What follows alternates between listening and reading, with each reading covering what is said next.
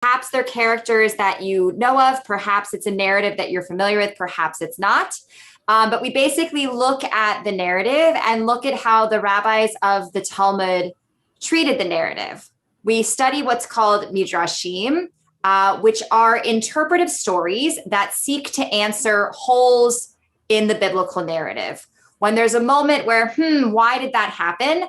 The rabbis filled in through either what's called Midrash Halacha, which has to do with Jewish law, or Midrash Agadah, which is more of stories to try to fill in those questions or parts of the biblical narrative that don't make sense. So we look at the traditional Midrashim from the rabbis of the Talmud, a compilation of different resources from medieval times, Middle Ages. And then what we do towards the end of our hour together is we look at modern feminist female Midrashim. Women looking at this in the year 2021 in modern times, putting their own spin, their own interpretation on these biblical stories in an attempt for each of us to be able to delve a little bit deeper into the narrative, delve a little bit deeper into the psychology of the biblical characters that we come across with, in an attempt for us to connect more with the story and more with the morals and the values and the ethics that I think that we're supposed to gain from them. I often tell my 5th grade students that when you read Torah, it's meant to be like a mirror. And as we read our biblical narrative, where we see reflections of ourselves, reflections of our own behavior, reflections of the behavior of the people around us. And it helps us as though it's not, true as we think of facts, but that there's truths of how it is that we interact as people. And these, unending truths of how we interact and how we walk in this world. So today we are going to be looking at the relationship between Abraham's wife, Sarah, and the maidservant Hagar, who when Sarah is unable to have a child, she's described as akara, as barren, that she decides to gift her husband Abraham with her maidservant Hagar so that Abraham can have a child and so that Abraham's line can be continued on. That relationship takes a turn for the worse. And we're going to first look at the actual biblical text to understand what happens and what broke down in the relationship, how the conflict began. And we're also going to look at how the conflict resolves, because when you read the story at face value, Abraham has Isaac. Isaac continues the line that we supposedly come from, the Jewish line. And God tells Hagar not to worry, you will have your own line too, and that is Ishmael. This is a really interesting narrative because not only is this kind of a narrative that describes the origins of the Jewish line, but it kind of describes, in the biblical sense, the origins of 2 different peoples. And some people say this is where the conflict began between the Muslim and Jewish faith.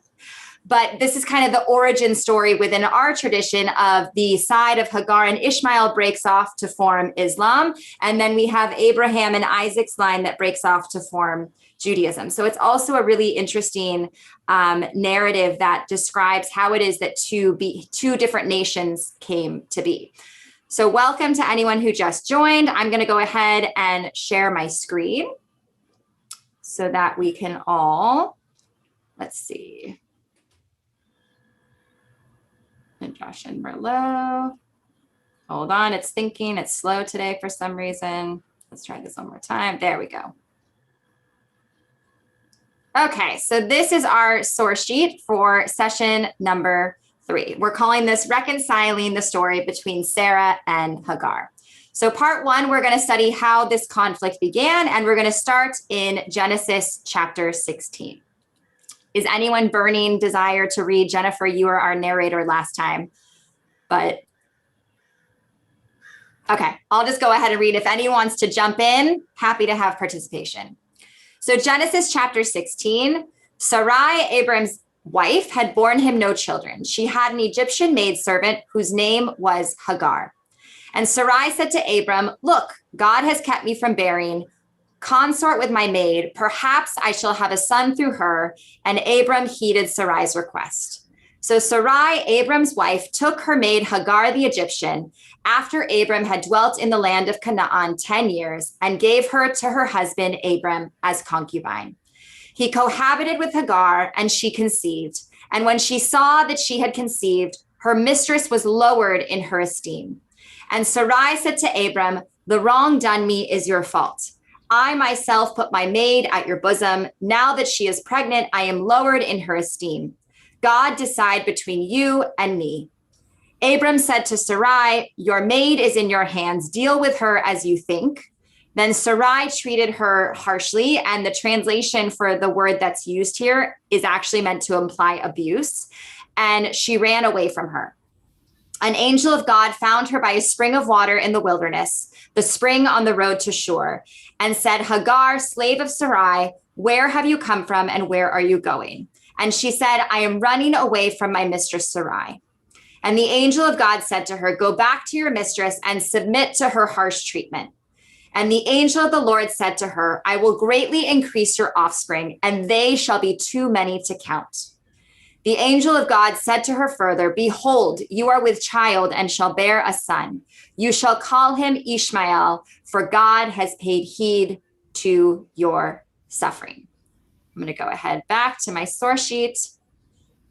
Okay, let's stop share for right now. Okay, what do we think of this first part of the story? I mean, you can already tell that this is going to be a bad ending. But so we have the beginning conflict. We already know that Sarai is unable to have a child. For women looking at this in the year 2021, the emotional, physical, and spiritual pain that Sarai must have felt knowing that she could not provide her wifely duty to her husband must have been enormous. She tried for many, many years she hoped and prayed that she would be pregnant, and yet it never came. So she finally has this desperate moment where she says to her husband, "I cannot give you the son that you need in order to continue your journey, to continue your line. So I am going to gift you my maidservant, and you are going to have sexual relationships with her in the hope that you have a son." The emotions that were in this meeting must have been just beyond. So we have that initial of Sarah has her own issues with her own infertility. She is now going to give her husband to her maidservant in the hopes that she has a son. And of course, what happens is that Hagar does become pregnant, and she is blessed knowing that she is going to have a son, and that's who's going to end up being Ishmael. You'll notice in the text that Sarah says that I am lowered in Hagar's eyes. So this isn't anything that Hagar has done to Sarah other than the fact that she basically had no control over her own life as a maidservant from Egypt and went from being Sarah's slave to now being Abraham's slave. But that Sarah feels that she is now lowered in the eyes of Hagar because she was unable to have a child, and now Hagar is pregnant. So Abraham does not defend Hagar or try to calm the dispute in any way, but gives in to Sarai entirely by saying, "Okay, I'm going to give you back your maidservant Hagar, who you had given to me," kind of treating Hagar as property between the two of them. "And you can deal with her the way you would like to deal with her." And how does Sarah treat her? It says that Sarah treats her harshly. And the translation of the word that they use for harshly is meant to imply abuse. Hagar runs away after Sarah deals with her harshly, and the story progresses to where an angel comes to Hagar in the wilderness, says that you have to go back to your treatment, you have to go back, and reaffirms that Hagar is going to be a matriarch in her own terms, and she's going to be blessed with a child who will also have a destiny that God guarantees. Any questions or comments about that little episode? Go ahead, Risa. Just a question. It's the first time I actually noticed when you read it that she doesn't say that Abraham will have a son. She says, "I will have." Yeah.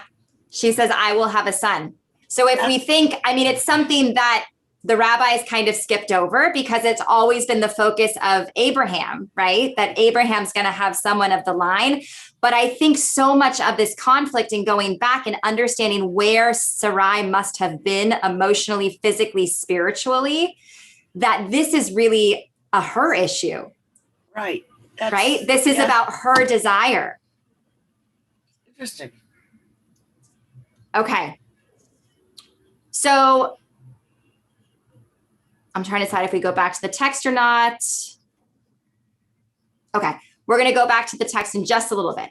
So the text continues, as we just read, that Abraham is a very emotional reaction, not so much. And it just says, the matter was very bad in Abraham's eyes on account of his son. So Abraham, no mention of Hagar, no mention of this woman that was willing to have their child. The matter was very bad on account of Abram's son, because now once Sarai decides that she wants to throw her out. Oh, actually, I am going to go back to the text. I just realized I got ahead of myself. So I'm going to share my screen again. Thank you for your patience. Okay. So now we're in Genesis 21. So when we just left the episode, Hagar met the angel in the desert, and the angel said, go back to Sarah. She's going to treat you harshly, but I promise it's going to be worth it. Fast forward to Genesis 21. God took note of Sarah as God had promised, and God did for Sarah all that God had spoken. Sarah conceived and bore a son to Abraham in his old age at the set time of which God had spoken. Abraham gave his newborn son, whom Sarah had borne to him, the name of Isaac. And when his son Isaac was 8 days old, Abraham circumcised him as God had commanded. Now Abraham was 100 years old when his son Isaac was born to him. Sarah said, God has brought me laughter. Everyone who hears will laugh with me. And then she added, who would have said to Abraham that Sarah would suckle children? Yet I have borne a son in this old age. The child, in his old age. The child grew up and was weaned, and Abraham held a great feast on the day that Isaac was weaned. Sarah saw the son whom Hagar the Egyptian had borne to Abraham. So Sarah saw Ishmael and Abraham playing. She said to Abraham, cast out that slave woman and her son, for the son of that slave shall not share in the inheritance with my son Isaac. The matter distressed Abraham greatly, for it concerned a son of his. But God said to Abraham, do not be distressed over the boy or your slave.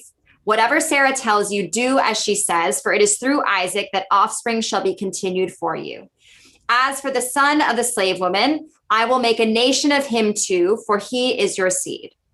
Early the next morning, Abraham took some bread and a skin of water and gave them to Hagar. He placed them over her shoulder together with the child and sent her away, and she wandered about in the wilderness of Beersheba. When the water was gone from the skin, she left the child under one of the bushes and went and sat down at a distance, a bow shot away, for she thought, let me not look on as this child dies. And sitting thus afar, she burst into tears. God heard the cry of the boy, and an angel of God called to Hagar from heaven and said to her, what troubles you, Hagar? Fear not, for God has heeded the cry of the boy where he is. Come, lift up the boy and hold him by the hand, for I will make a great nation of him. Then God opened her eyes, and she saw a well of water. She went and filled the skin with water and let the boy drink. God was with the boy, and he grew up. He dwelt in the wilderness and became a bowman. He lived in the wilderness of Paran, and his mother got a wife for him from the land of Egypt.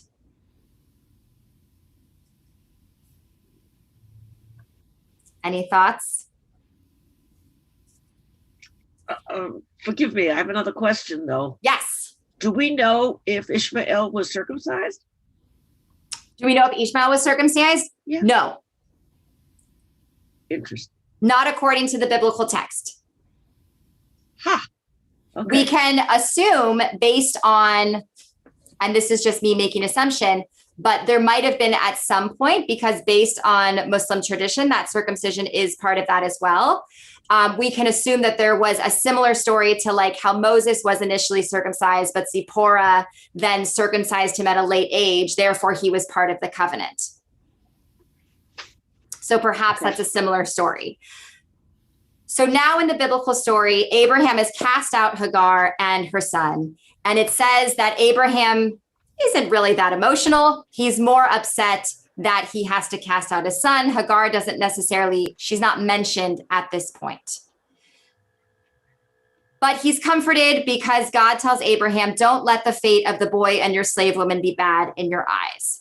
So Abraham complies, evicts Hagar and Ishmael, sending them into the wilderness, where we see that their lives are endangered by dehydration, but that there's kind of a deus et machina moment.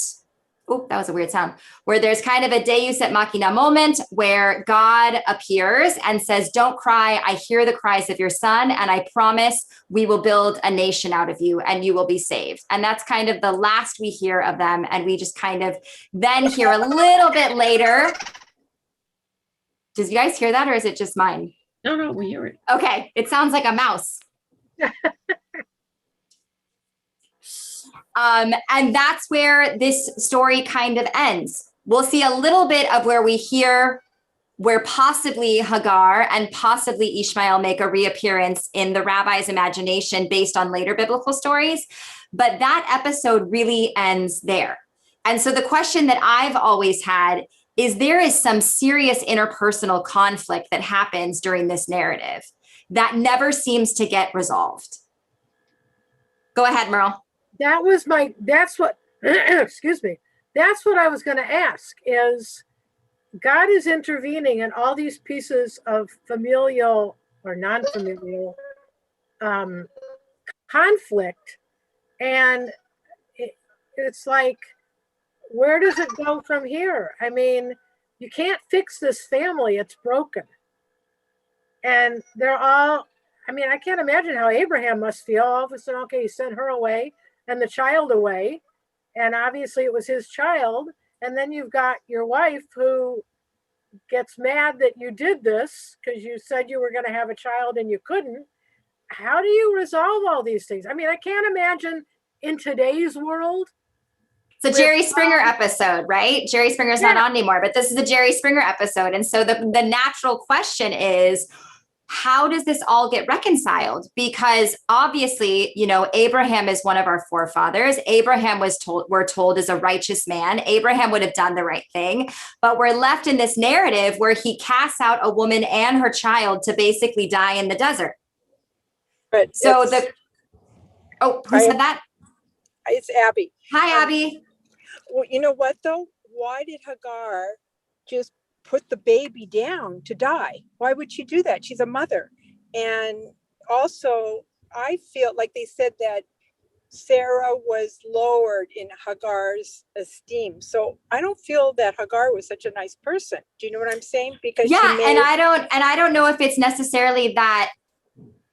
I see a lot of, I think what Merle had brought up or that Risa had brought up earlier, that there's things that she's noticed that it's all about Sarah. And I think that the lowered in esteem also had to do with how Sarai at that time saw herself. She saw herself as not worthy of her husband.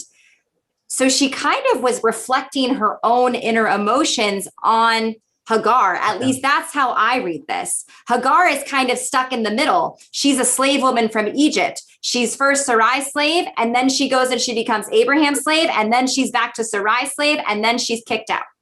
But I think Hagar really want to have this baby. Yeah, but this text says that Sarah was lowered in Hagar's esteem. Yeah, so it could be either way. I think that it could be that Sarah feels that she was lowered, may not have actually been lowered, or that Hagar did look down on her, because even though Hagar was considered a servant woman, that because she was able to conceive a child, that she felt like she was the new wife of the house, the new woman of the house, right. That she was able to fulfill a role that Sarah couldn't necessarily do. So exactly. The first question that comes into my mind from reading this narrative is the same as all of yours. It's, where is the reconciliation? How do we fix this broken family? Especially if this broken family, part of it is supposed to continue on the Jewish line that leads to all of our families. And I think that's exactly what the rabbis of the Talmud were also thinking, because throughout some of the Midrash Agadah that they devised in order to explain the ideas of reconciliation, they did find a way to reconcile almost all of the characters. Almost all. They were able to reconcile Abraham. They were able to reconcile Isaac. They were able to reconcile Ishmael. They were even able to reconcile the relationship between Abraham and Hagar. But the two people that don't have a reconciliation, which we'll talk about towards the end of our class, are Sarai and Hagar, the place where the conflict began in the first time, the breakdown of that women supporting women sisterhood. Now, the question begs to be asked, why did they not get a reconciliation? We reconciled Abraham, we reconciled Ishmael, we reconciled Isaac, we even reconciled Abraham and Hagar's relationship. Why was Sarai and Hagar the place where the very conflict began? They don't get a reconciliation. Go ahead, Diane. Oh, I can't hear you.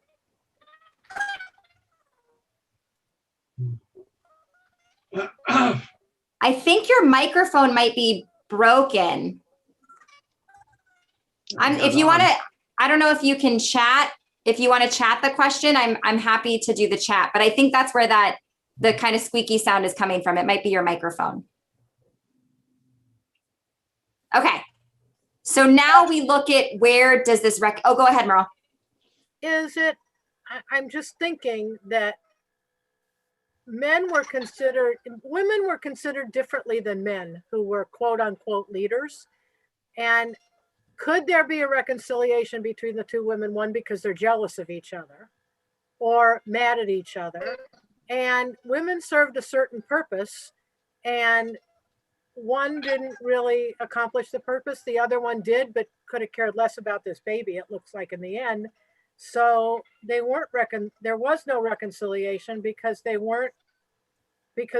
wasn't a reconciliation for women in those days. See, that's where my brain naturally went, is why would they reconcile the women? It's an afterthought. But interestingly enough, there is another story of literal sisters who end up marrying the same man. I'm talking about Leia and Rachel.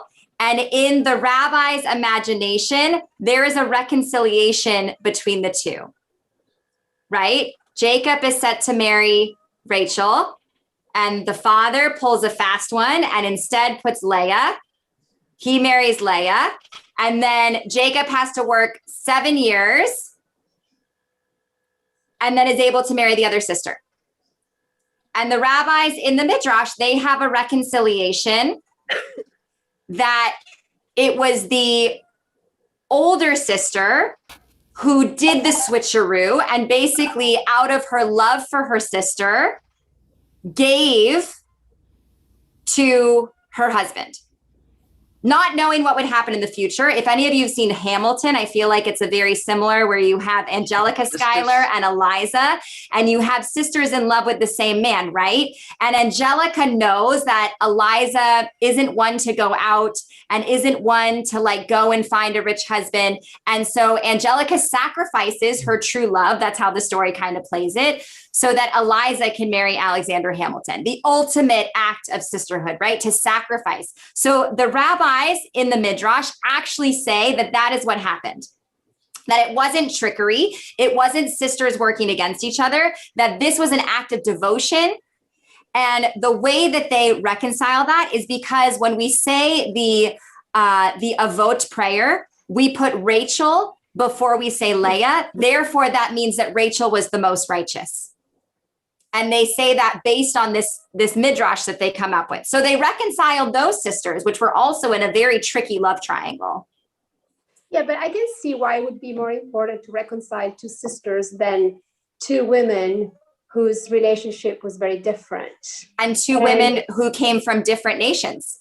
Exactly. And in the end, they both got what they wanted in a way. I have to say, I've always looked at this story from the point of view of Sarah and how she must have felt, and how the fact that Hagar was much younger and fertile, might have played in her cruel decision of casting her out.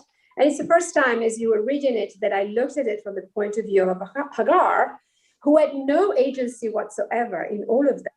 And yet she was cast away twice, but went on to thrive. I don't know when does she reappear and what happens to her? So we're gonna cover this. She doesn't necessarily reappear, but in the rabbi's imagination, she reappears, and it's based on text. So we're gonna now look at a couple of different midrashim that reconcile the different characters. Before we go on, I have one question. Yeah. Who decided that Ishmael was what's the word I'm looking for? The father of the Muslim ancestor. There's it's part of the shared, like in the Quranic, kind of their own biblical tradition of how some of our stories, some of our narratives overlap, that Ishmael then goes off into the desert on his own journey. It kind of parallels the Abraham narrative. But do we know what time historically, like in what, century, or I don't. Historically, off the top of my head, no, but I could definitely look it up and send it to you. But yeah. I have a question about Hagar and Ishmael. I don't think that she was abandoning him. I think she had no water, and she didn't want to watch him die. That's why she separated him. Not because I think so too. I think that she was like, we're going to die in this desert together. I cannot bear to see my child die. Right. I'm going to put him down and turn my back. Right. That's what I think it was, because then it's resolved with the well. Exactly. Yeah. I think it was just that she couldn't bear to see her child die, that she was in such desperation that she was just probably hoping that she would die first so that she didn't have to watch it. Right. Okay. I have a question. Yeah. I guess I'm a little, I'm not sure I can put it into words. If Sarah wanted Hagar to bear a child for her, I guess, wasn't it for her? Or was it just for her husband? The text said for her. We assume in the narrative that it's for her husband, but the way that the text is translated, it says for her, which if you think about a mother's yearning for a child, yes, she wanted to fulfill her wifely duty. So but at the same time, why didn't she keep the child? If that was her goal, to put Hagar with her husband and to have a baby, what was the big deal? Take the child, like people do in these cases of adoption when they have a surrogate, which is basically what she was. She was a surrogate. Yeah. And who belonged to who the child belonged to? Did it belong to Hagar? Did it belong to Sarah? I mean, what happened? Why did they send her away with the child? I mean, she couldn't bear the sight of her husband playing with another woman's child. I don't think she ever thought of it as her own child. It says in the text that at the weaning celebration, so she was super happy to be done with nursing, that she saw Abraham playing with Ishmael as a father would play with a child. And it bothered her. She was jealous. She was jealous. She was jealous, even though she had a child of her own. Even though she now had a child of her own. Oh, she already had the other child? Well, remember, so the narrative that happens in between is that Abraham and Sarah are in their tent and they're visited by three angels. And one of the angels tells Sarah, you are going to have a child. Your prayers are going to be answered. You are going to have a child. And she laughs. And then we find out that she indeed is pregnant at the age of 90 something. And she has her child that she names Isaac, for he laughed. One, how old was Hagar? We don't know. She was. Okay. And two, in those days, I keep saying those days because it was a long time ago for all of us, surrogacy was there were no legal contracts where surrogacy was concerned. Not at all. And Hagar, the way that she's described as a servant woman, I mean, Hagar was property. Right. We don't like to think of it like that, but she was considered property. So her child, they probably very easily could have adopted Ishmael as their own and had two children. I'll tell you what, Winnie, Billy and Tati. There's a lot to think about here. It's a really interesting dynamic of all the different possibilities that could have happened. And when you read it, you know, the whole point isn't to just take it as face value. It's supposed to be like, but wait, why didn't this happen? Or why didn't this happen? Or this doesn't make sense. Why is it her? That's what we're supposed to struggle with in the text. Go ahead, Jennifer.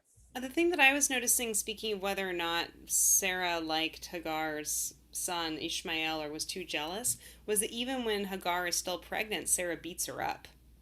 It seems. I mean, it's like she's already trained. Yeah, because it's right after that description that we find out that she was with child. So perhaps we can assume that she was pregnant at that exact moment, that she could have been in very early pregnancy.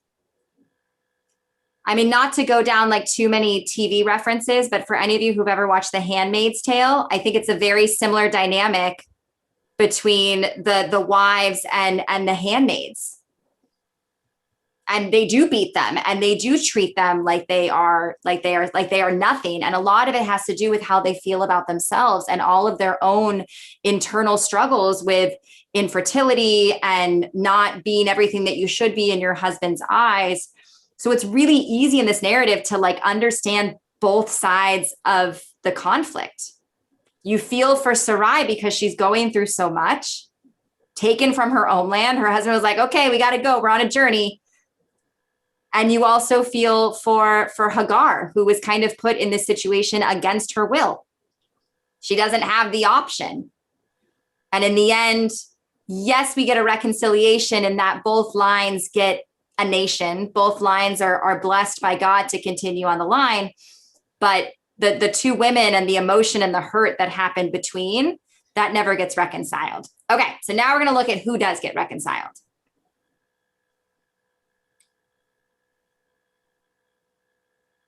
If you need a reader, I can help out. I just didn't want to steal all the fun, so. Oh, it's okay. I don't mind reading. It's cool. Okay, so part 2. What do the rabbis say about the reconciliation for Abraham, Isaac, Ishmael? So in Genesis Rabbah, and this is where we're talking about when Hagar possibly comes back. In Genesis chapter 5, in Parshat Chayei Sarah, the text says Abraham took, so this is after Sarai dies, and in the beginning of Chayei Sarah, we find out that Sarah has died and that Abraham is on kind of a journey to find a burial place, to go back to where she was from and find a burial place.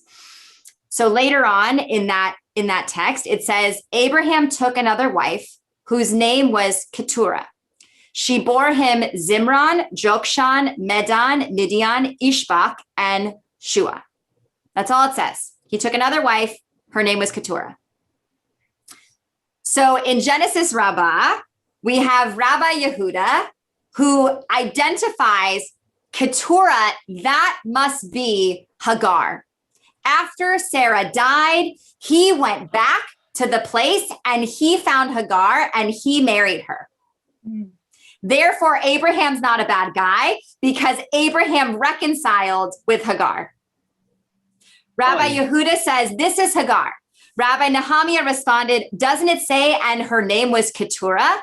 Rabbi Yehuda answered, she was Qatar, perfumed with commandments and good deeds. So in their imagination, she does come back and everything is honky-dory, A-okay between Hagar and Abraham. Despite all of the conflict that happened, despite all of the anger and the hate and the tears and thinking that she was going to die in the desert, it's okay. Abraham is still a good guy because he finds her and they remarry and they have a whole bunch of children. Any thoughts about that? I thought that was a wild one, I thought. If that were true. You said he remarried Hagar and had several children? It says it remarried. It says that Abraham found a wife and her name was Keturah. Keturah. Right. That's what the text says. Keturah. Keturah had several children. And had several children. And some of the rabbis, the Talmud, who look at this in Genesis Rabbah, so interpretations of the book of Genesis, of Breshit, they say Keturah. We've never heard that. That is Hagar. That's her real name. Oh. If that were true, wouldn't the Quran have picked up those kids? So they go on to be the descendants, if I'm remembering correctly, those children end up kind of joining the line of, if I want to say it's Esau and the Edomites, and they end up kind of being their own line in general. I can find the exact text of where it kind of in the generations, it mentions the different sons. But that's supposed to, it's not the same line as Isaac, obviously. That's a very defined, unique royal line, but they go off to form their own nation in itself. And what was that nation called? I want to say it ended up being like there was an intermarriage between them and Esau, which ends up being the Edomites. Okay. Okay, so that's one reconciliation, which I thought was wild. And there's another proof text that because of the location that Abraham goes to, that's also mentioned when they have Hagar as a maidservant, that the rabbis make the connection of, oh, that's the place that Hagar is from, and this is the place that Abraham is. They must have reconnected. It happens in a later one too. Okay, so now what happens to Isaac and Ishmael? Don't worry, they're all good. Even though they were, brothers from another mother, and Ishmael was cast off, and Isaac, goes on to be a part of a founding of a beautiful nation. Again, in Genesis Rabbah, at the beginning of Chayei Sarah, when they're looking for a place, not Chayei Sarah, but towards the end of Chayei Sarah, when we find out that that Abraham has died, there's a line that says that his sons Isaac and Ishmael buried him in the cave of Machpelah. So the two boys come together to bury their father. So the rabbis see they say, here the son of the slave woman gives honor to the son of the lady of the house, and everything's good. They came together and they buried their father. They reunited, and with that burial, they buried any grudges that they had. And it says that, and this is where it is, eventually the children of Isaac and Ishmael eventually marry. So the Isaac line with... right? The Isaac line and the Ishmael eventually marry each other somewhere down the line. Therefore, everything is okay. Any thoughts about that one? Oh, and here it is. Here's the line that I was talking about. So Esau went to Ishmael and took to wife, in addition to the wives he had, Mahalat, the daughter of Ishmael, son of Abraham, sister of Nebaioth. Daughter of Ishmael, son of Abraham, sister. So the two lines eventually do cross up together. But they don't reconcile within their own lifetimes. I mean, they're reconciling with their grandchildren or great-grandchildren. They reconcile. Well, they see that the two boys coming together to bury their father, they see that as like a Jacob and Esau moment of like, we're coming together, all's forgiven. We're going to do this last duty to our father who we loved. But it is interesting that you point out that the reconciliation comes the generations down the line when the two sides literally come back together as one. Despite this dramatic split, despite being kicked out of the house, despite being told that you can't be part of my family, that they do eventually come back together. Okay. Midrash Tanhuma, Isaac and Hagar reunite. Okay, so we have Hagar, the concubine of Abraham, and then the son of Isaac and Sarah, they have a reconciliation. And the text they point at is Genesis 24:62, that says Isaac had just come back from the vicinity of Bir Laharoi, for he was settled in the region of the Negev. And what they point to is that in Genesis 16, noting that when Isaac sees Rebekah for the first time, he was coming from Bir Laharoi, a place that we find out in Genesis 16 was named by Hagar. So if we go back to Genesis 16,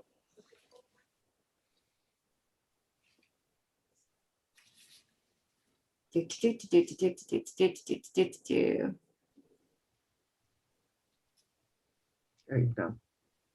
okay. I want to find the exact line.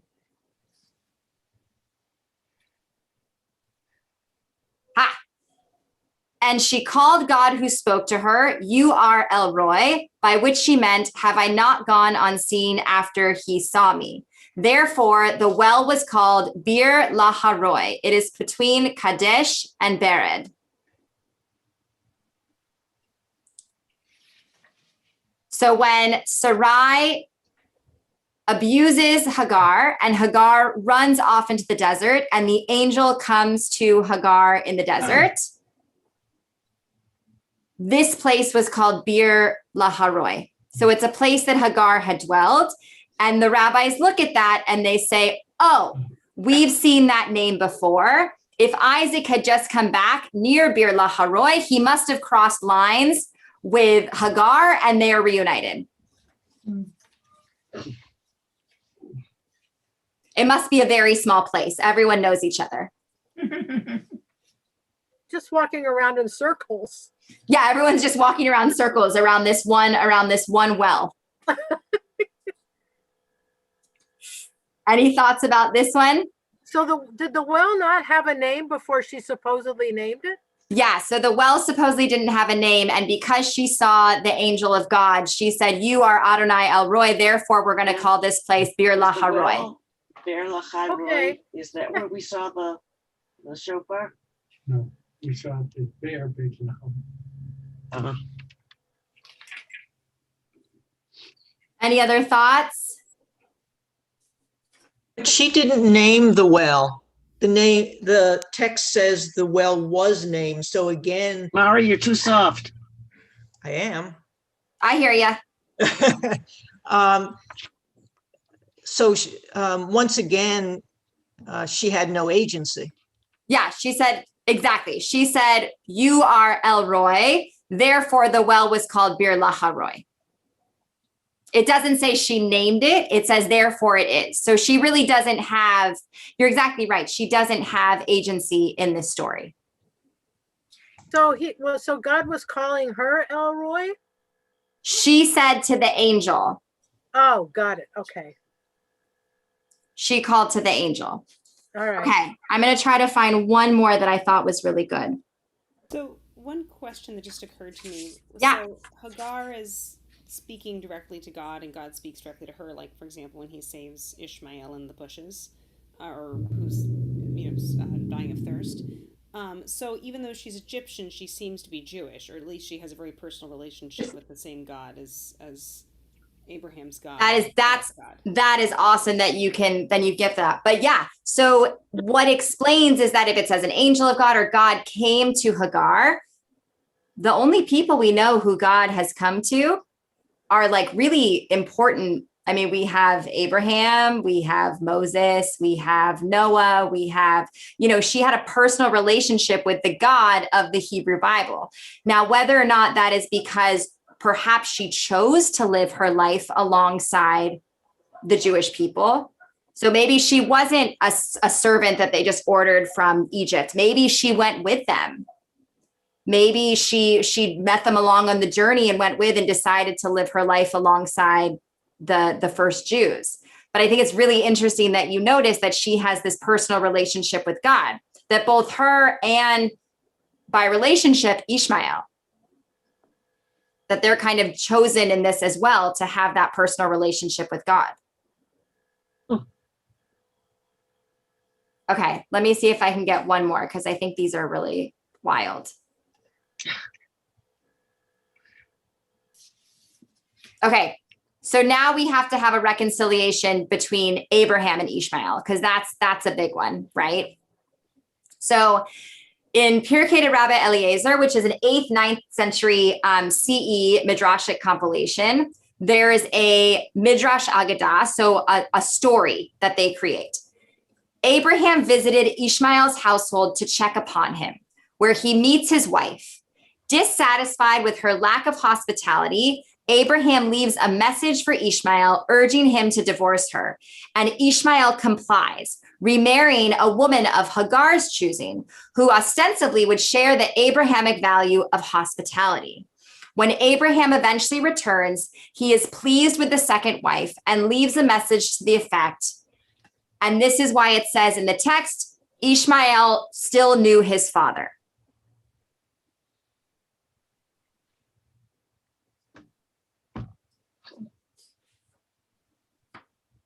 Any thoughts about that one?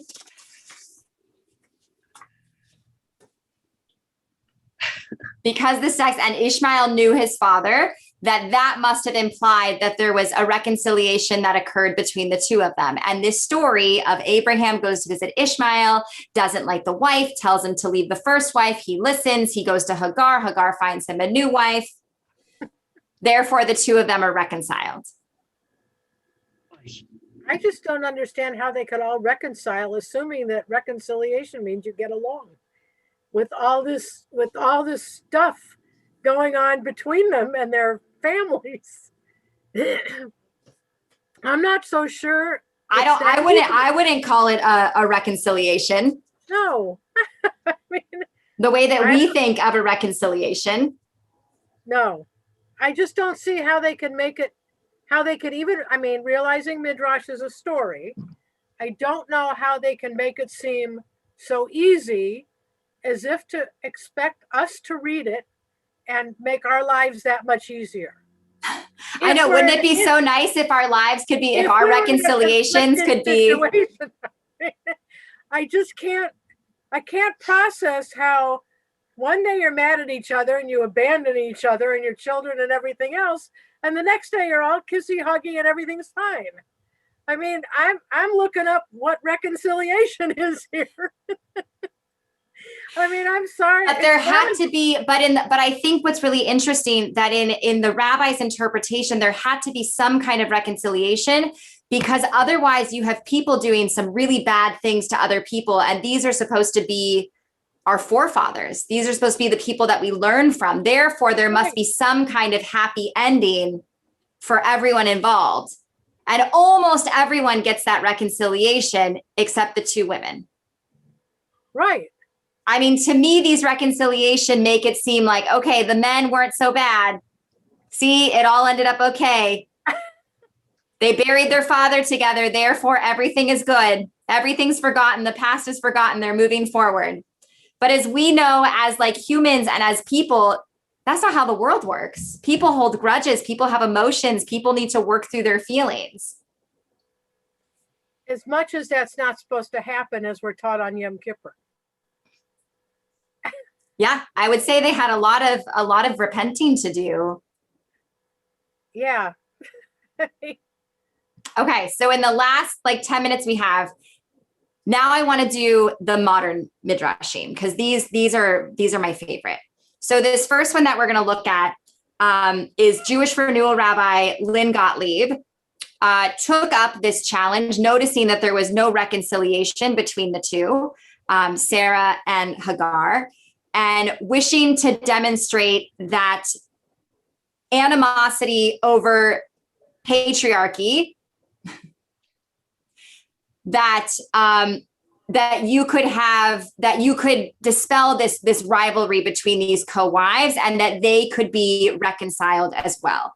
But they had to be reconciled after proper reflection and repentance. And therefore, their story is transformed into like this therapeutic solidarity between two women. So first, we're going to read one that is from the perspective of Sarah.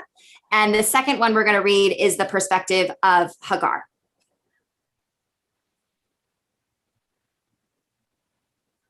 Hold on, my computer's being slow.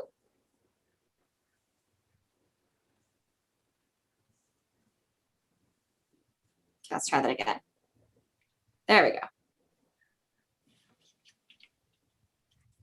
Okay, you guys can all see that? Okay. So this is called Achti, which translates as my sister. And a couple things to think about. So there's a theory that she uses, an interpretation that Hagar is not Hagar's name. And rather, Hagar is really Hagar, the stranger. And that they never actually used her real name. And that Hagar or Hagar is meant to be a derogatory, like she doesn't even deserve a name. Because if you take Ha and Ger, it just means the stranger, the outsider. Okay, Achti. I am pained I did not call you by the name your mother gave you. I cast you aside, cursed you with my barrenness and rage. called you stranger, Hagar, as if it were a sin to be from another place. Achti, they used me to steal your womb, claim your child, as if I owned your body and your labor. I, whom they call Sarah, see far woman, could not witness my own blindness. But you, my sister, you beheld angels, made miracles in the desert, received divine blessings from a God who stopped me. Only at the end, when I witnessed my young son screaming under his father's knife, only then did I realize our common suffering, and I called out, Abraham, Abraham, hold back your knife. My voice trumpeted into the silence of my sin. Forgive me, Achti, for the sin of neglect, for the sin of abuse, for the sin of arrogance. Forgive me, Achti, for the sin of not knowing your name.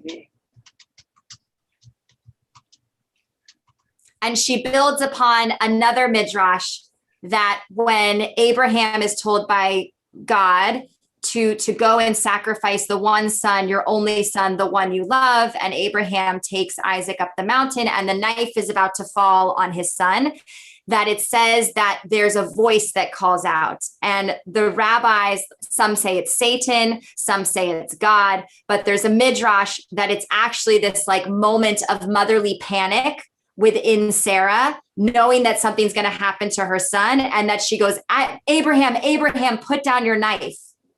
And that this like motherly intuition like travels, and that's what's heard. Because the very next thing that happens in the biblical narrative is we find out that Sarah died.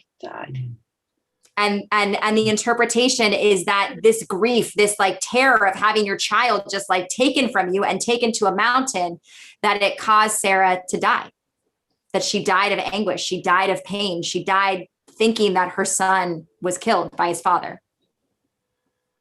So she plays on that midrash of that it's really Sarah's voice that Abraham hears saying, put down your knife, put down your knife. And eventually Abraham does put down his knife and the ram appears and Abraham sacrifices the ram instead. So I would call this a true reconciliation, building upon the biblical text that's provided, building upon the narrative that's provided, but taking into consideration the psychological torment that each experienced, but had to really reflect on what their own role was in the conflict. And this is part of the beauty of modern midrashim, of modern commentary. Any thoughts? When I read the hold back your knife, I was thinking she didn't want him to have a bris. I was like thinking of that in a whole nother realm. Not even the fact that killing him or about him being a sacrifice. Yeah. So what it plays on is the Akedah, which is supposed to be the sacrifice of Isaac that thankfully never happens. And that was supposed to be the ultimate test of Abraham's devotion to God, which I think is a really disturbing story. Let's just say. But the word witnessed. Yeah. How do you interpret that? I mean, did she witness? That's a funny word for us to insert there. Because we don't think she was there. No, we don't, but we don't know that she was there. We don't know that maybe, I mean, this is me going off into Midrash world. We don't know that she woke up in a panic, not knowing where her child was, and ran out to the mountains to see if she could find them. And just as the knife was about to fall, she called out, Abraham, don't do it. I just wish the word weren't witnessed. Yeah, but it says witness. It does.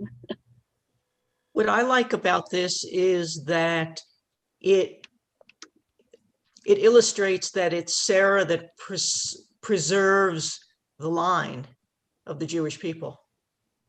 Yeah. Yeah. But also immense guilt at the way that she treated another person, another woman.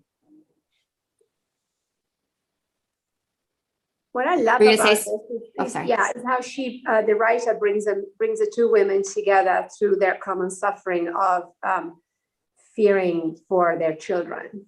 I think it's very beautiful and elegant. Yeah. And also brings them together out of a lack of agency. You know, Isaac and Abraham steal off in the middle of the night or in the wee hours of the morning, and her child's taken without her knowledge. So Go ahead, Jennifer. is the idea that Hagar is maybe really Hagar, is that present in other sources or other midrashim, or? No, it's a modern kind of interpretation based on the Hebrew. So ha-ger, the ger is a stranger. A ger is obviously all over the Torah that referred to a stranger, someone who is other, hager. There's certain rules in halakha that abide by like hager in Leviticus. So she combines the two and she says, what if that's not really her name? Which then kind of goes back to the midrash that we saw of Keturah, that perhaps her name was Keturah, and instead she was just referred to as Hagar. She doesn't get a name. She's nameless. Okay.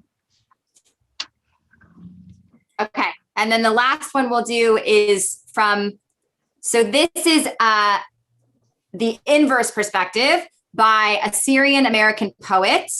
I cannot say this name, but I'm going to try Moshe Kaf, who wrote a poem titled Hagar Writes a Cathartic Letter to Sarah as an exercise suggested by her therapist. Right? Isn't that so good? And to me, this is midrash. This is building upon the biblical narrative and asking the questions of what happened to these two women. How did they reconcile? And it uses the text in order to try to answer those questions. Okay. Dear Sarah, life made us enemies, but it doesn't have to be that way. What if we both ditched the old man? In the biblical text, there's one moment where Sarah refers to Abraham as the old man.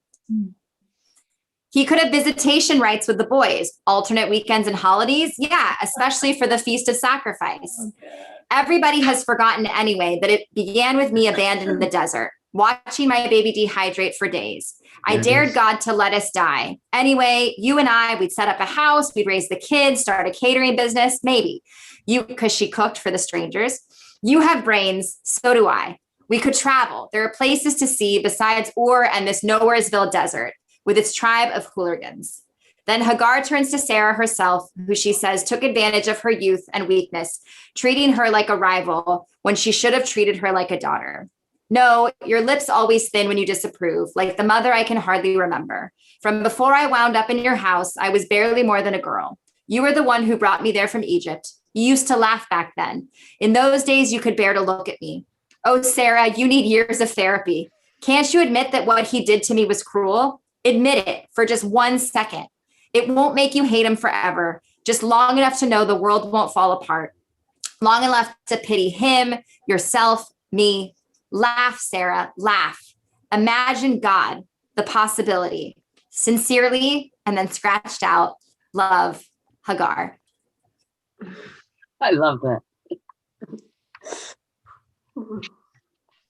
So even though the rabbis of the Talmud didn't think that it was important to reconcile this relationship between two women who lived in a world of patriarchy that didn't have necessarily the agency, Hagar is a servant woman. Sarah, yes, she cast her out of her house, but they weren't seen as equal. So the rabbis didn't necessarily feel the need to reconcile this relationship. But through this world of commentary and modern midrash and modern interpretation of what we all did tonight, that we have an ability to give these women a reconciliation, but to also give these women a voice who we don't really hear a lot from in the biblical narrative. Where do you find these midrashim? Seriously, what's the source? I'll send it to you. I found it on someone's source sheet on Safaria, and I loved it. God bless Safaria. God bless Safaria. And a lot of times these modern commentaries, it's poetic and they're stories and they're agadah, and it's less of, here's the text and here's my one line about it. But this is a beautiful way to give these women a voice, to give them a reconciliation, to acknowledge and accept their flaws and their pain and their anguish, and to know that they felt bad for what happened between the two of them, that it wasn't just something that was forgotten and then Sarah died and she never got to reconcile, with Hagar, a woman who perhaps she loved at one point in time. And most likely, I'm feeling like none of this was really their fault. That they had to reconcile in order to move on with their own lives. They had to know how women were thought of, that they went through all this pain. I think about that all the time, if whether or not there would have been enough of like the reflection to know that you're not an equal in the society, or if it was just a part of it. And so you didn't notice, like they didn't. I've often wondered about that myself. Well, I wonder because there were expectations of women that weren't very, they certainly, maybe they were modern for then, but they weren't what your expectations are. You didn't think very high of yourself in general, because you knew what you were supposed to do. You're supposed to have babies and run your tent. Yeah. Manage your tent. Yeah. And Sarah, she wasn't able to do that. And it had to have been embarrassing to her in many ways that she couldn't do that. Age for one thing, and two, just because you had this person who became a surrogate, it, without counseling, for lack of a better word, has to be very difficult.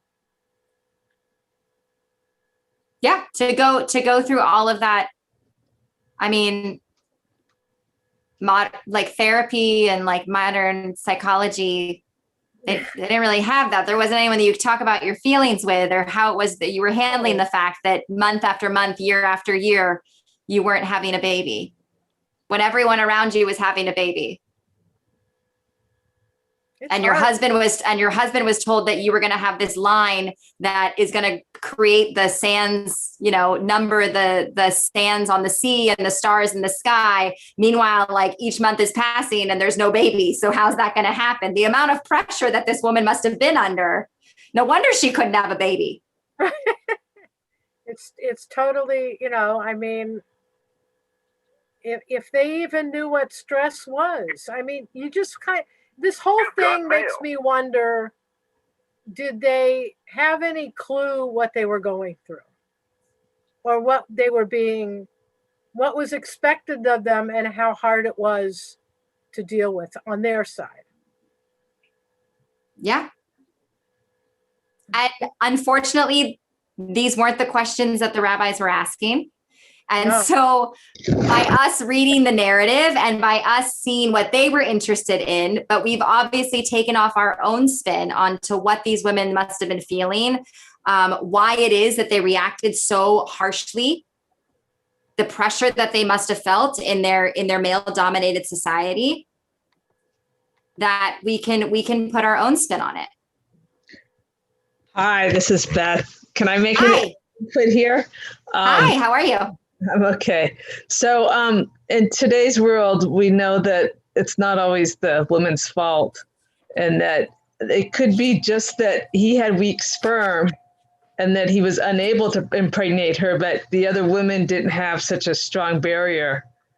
And there was no knowing that it could have been the man. It was always, she was akara, she was barren, but there's no test that you could have done. Mm-hmm. But we don't know if the handmaiden may have been having fraternization with somebody else too. There's a lot of unknown there. It may not have been his baby. Reese's mind is blown. Reese's mind is blown. Sorry, but it's true. That's the only way you would know if you're able to have children. And they fell in love too. They were people too. Yeah. So, so anyways, that's my 2021 That was good. I liked that. Thanks.